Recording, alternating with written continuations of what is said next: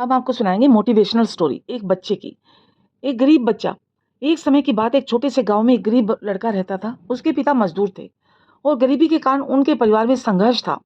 लेकिन इस लड़के के अंदर आगे बढ़ने का बहुत जुनून था। एक दिन जब वह गाँव में नदी के किनारे घूम रहा था तो उसने एक बच्चे को पत्थर से उड़ते हुए देखा। लड़का चौंक गया और चौंक के पास गया और पूछा, "तुम क्या कर रहे हो?" बच्चा मुस्कुराता हुआ बोला, "मैं तो एक राजा बनने के लिए यह पत्थर उड़ाने की कोशिश कर रहा हूँ। जब मैं इसे उड़ा दूँगा तब मैं राजा बन जाऊँगा।" यह सुनकर लड़के के चेहरे पर एक आश्चर्यजनक मुस्कान छा गई। उसने बच्चे को देखकर कहा, "तुम कहानी सुनाने में तो बहुत माहिर हो। मैं तुम्हारी कहानी सुनना बहुत पसंद करता हूँ।" बच्चा मुस्कुराते हुए बोला, "धन्यवाद भैया। मैं यहाँ आया हूँ ताकि आप मेरी कहानी सुनें और इसमें मेरी ताकत देखें।" इस पर लड़का अच्छी तरह से हँसा और बच्चे के पास बैठा।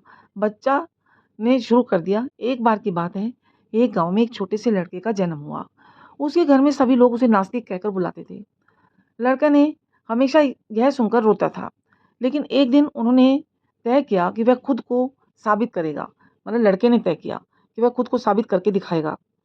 उसने गाँव के पंडित के पास जाकर बोला कि मैंने सभी लोगों से सुना है और सभी लोग मुझे नास्तिक कहकर बुलाते हैं। मैं एक नास्तिक हूँ, लेकिन मैं जानना चाहता हूँ कि क्या वास्तव में ईश्वर होता है? पंडित ने उसे एक कठोर परीक्षा देने का निर्देश दिया और उसने कहा, तुम एक कठोर परीक्षा में सफल होने के बाद मैं तुम्हारे प्रश्न का उत्तर दूंगा। लड़का परीक्षा के लिए तैयार हो गया। पंडित ने एक कप पानी लेकर बच्चे के हाथों में दिया और कहा, जब तक तुम इस कप में एक बूंद पानी गिराते हो तब तक मेरे साथ एक देवी का नाम लेते रहो। लड़के ने पूरी कोशिश की, लेकिन बार बार पानी गिराने के बाद भी कुछ नहीं हुआ। वह हार गया और उदास होकर पंडित के पास गया। लड़का रोते हुए कहा, मुझसे ये काम नहीं होगा पंडित जी, क्योंकि मैं एक नास्तिक हूँ। पंडित हंसे और बच्चे को गले लगा लिया। तुम्हारी परीक्षा अभी शेष है, क्योंकि जब तुम पानी गिराने के बाद बार बार प्रयास करते हो तब तुम ईश्वर को ढूंढने के बजाय खुद को खोज रहे हो। लड़का समझ गया कि जीवन में धार्मिकता की खोज से ही ज्ञान मिलता है। उसने फिर से प्रयास किया और एक बूंद पानी गिराने में सफल हुआ।